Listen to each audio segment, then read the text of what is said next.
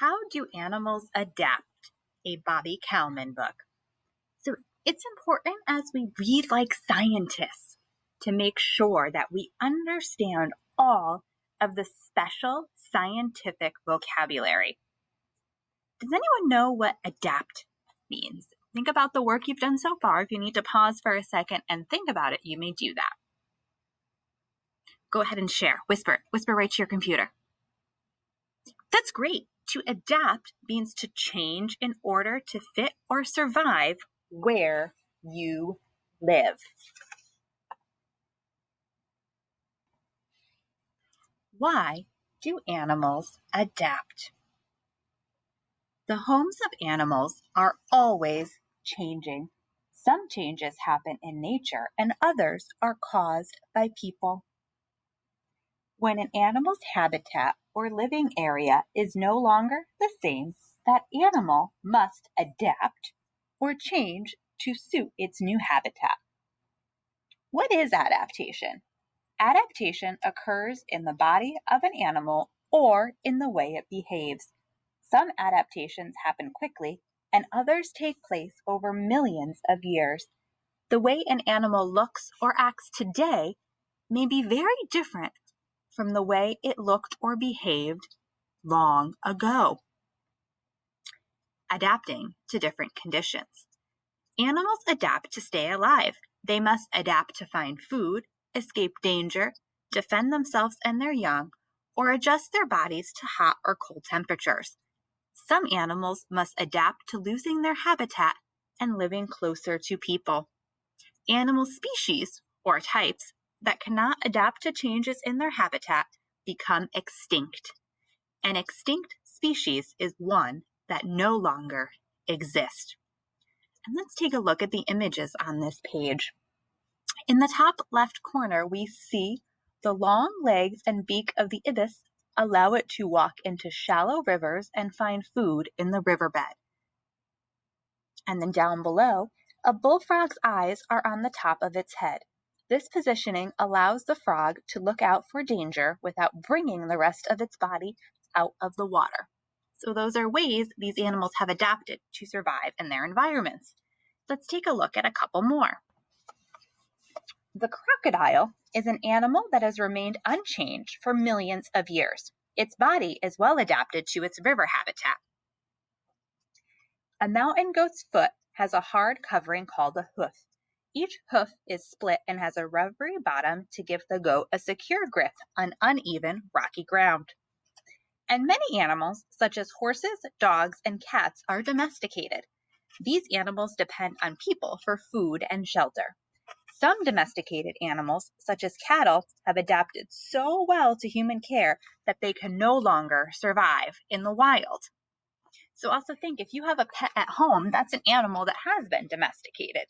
There's a good chance your pet would not be able to survive out in the wild.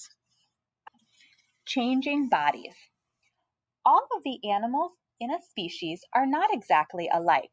For example, the wolf pups in one litter are of the same species, but each pup can have a slightly different color of fur. Differences in color and body shape are part of evolution. Evolution is a long process during which the body of an animal changes slowly over time. Species are always evolving. Over millions of years, these changes allow the animal to adapt to its habitat. Adaptation is an important part of evolution. Often, an animal is born with changes to its body that give it a better chance of survival than other animals of its species. Changes such as longer legs or larger eyes allow an animal to find more food and live longer than those that have not changed. When animals with these body changes have babies, the changes are passed on to their young. Eventually, the animals with these characteristics become the most common members of the species. Let's take a look at the picture down below. Sometimes bones give clues about an animal's ancestor. The bones in a dolphin's flipper have fingers. You can see that in the close-up there.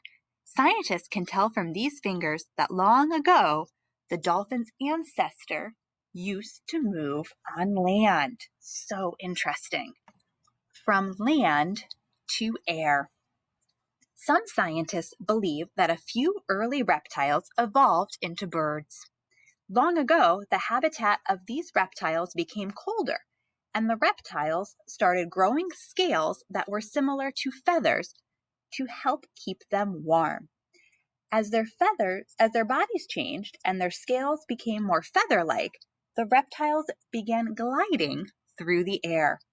Their bodies continued to evolve until the animals were able to fly. Learning to fly. Bats are the only mammals that fly. Their ancestors were small mammals that lived in trees.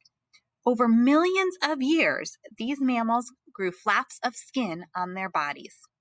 They began to glide from one tree to another to find food. Eventually, the bones of their front feet lengthened. Their long fingers were covered with thin skin, which formed the bat's wings. So if you take a look at the image, we can see the bat wing and how both a human arm and a bat wing have fingers and the membrane that connects them. Both bats and humans have fingers, but their fingers have different functions. Bats have long fingers that support wings, but human fingers hold objects. So animals adapt or change to stay alive in different conditions. Over time, some animals even change their whole bodies.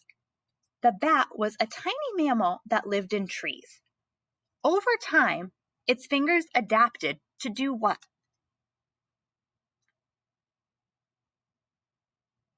Yes, to support wings for flying. Bats have 5 fingers just like humans. Flying from tree to tree allowed them to move easily to find food. I want to remember how adaptations can mean changing the body of an animal over time. So if I was reading a hard copy of this book, I could put a sticky note right here in my text to remind me to come back to it later. And if I'm reading it online, I can do a stop and draw on a sticky note or a piece of paper to remind me of how these adaptations changed over time. So remember that as a really great reading strategy. We should still be taking our stop and jots. Let's take a look at this bottom box together. Come on up. The food is great. And what kind of animal do we see there? Giraffe. Many plant-eating animals or herbivores compete for food on the savanna or grasslands of Africa. Most herbivores that live in this habitat feed on long grasses, but giraffes, shown in the picture on the right, have evolved so they can reach leaves on high branches. These leaves contain more nutrients and moisture than grass. So we just learned that the bodies of bats changed over many, many years, but we're going to learn here now that some animals' bodies change with the seasons. Animals such as foxes actually get thicker fur. This would be another great thing for me to note down. Adapting to the seasons. Some animals live in places that have different seasons. As the seasons change, these animals need to change their body and behavior to cope with the changing climate of their home. A new coat. Animals such as lynxes grow more fur for the cold winter. This fur insulates the animals. It keeps their body heat in and the cold out. By spring, the fur becomes too warm and these animals shed or lose their winter coat. Depending on the type of dog you have at home, you may see something similar as well. And if we look at that top picture there, we see the fur on a fox's tail is thicker in winter to provide extra warmth and prevent it from freezing. Winter storage. For many types of animals, finding food in winter is difficult. Some species have learned to hoard or store extra food for the times when it is not easily available. Squirrels bury nuts in the ground or hide them in trees. Bees collect nectar in the summer and bring it to their hive. They turn the nectar into honey and store it as food for the winter. You are getting sleepy. Some animals cannot store or find food during the winter. They go into a type of deep sleep called hibernation. Many bears rest for long periods of time. They wake up only 3 or 4 times to eat, and then they fall back to sleep until spring. A few species, such as the dormouse, are true hibernators. They do not wake up until winter is over. Their heartbeat and breathing slows down so that the animal uses very little energy and moisture.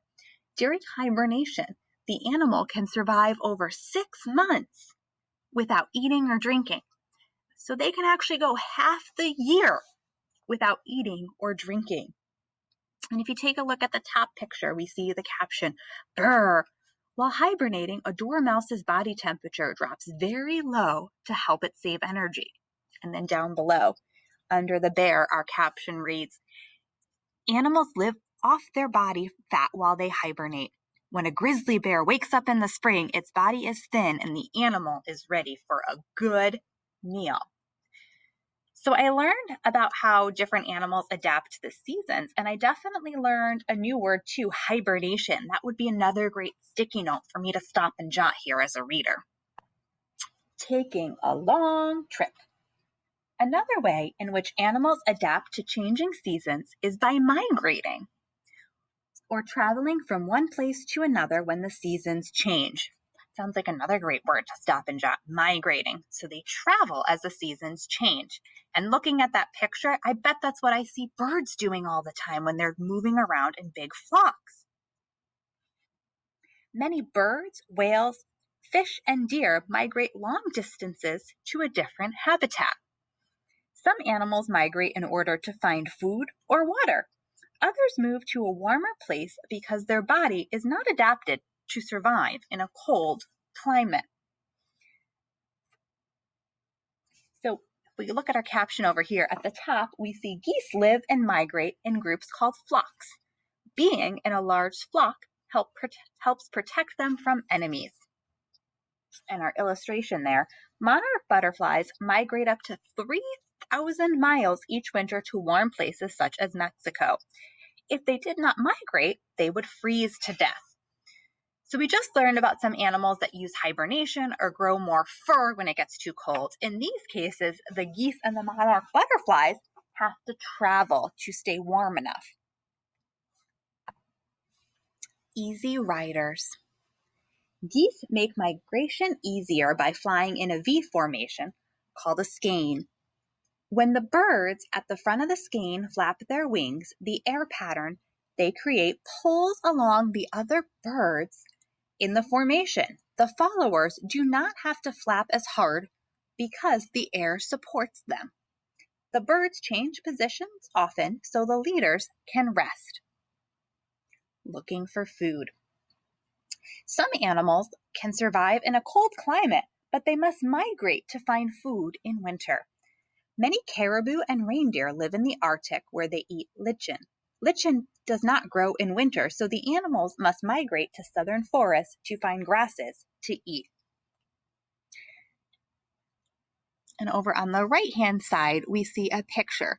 Not all animals find food in warmer places. Humpback whales migrate to colder waters during part of the year. They go there to feed on tiny sea animals called krill. And down below, it is always warm where these wildebeest live, but sometimes water is difficult to find. When their water source dries up, wildebeest must migrate to find another one. And we actually saw some of this if you think back to when we read The House on Maple Street. At one point, when there was river and it was a forest, there were animals there. And as the river dried up and different things happened, those animals migrated away. So as we continue our unit reading and learning about how plants and animals adapt to their environments, I want you to continue purposefully stopping to really focus on defining some of those important vocabulary for yourself. And any questions you have, if you find an answer to one of your questions, stop and jot it. We are learning really great stuff about how animals and plants adapt, and we want to make sure we get the answers to all of our great questions. Thanks for joining me, readers.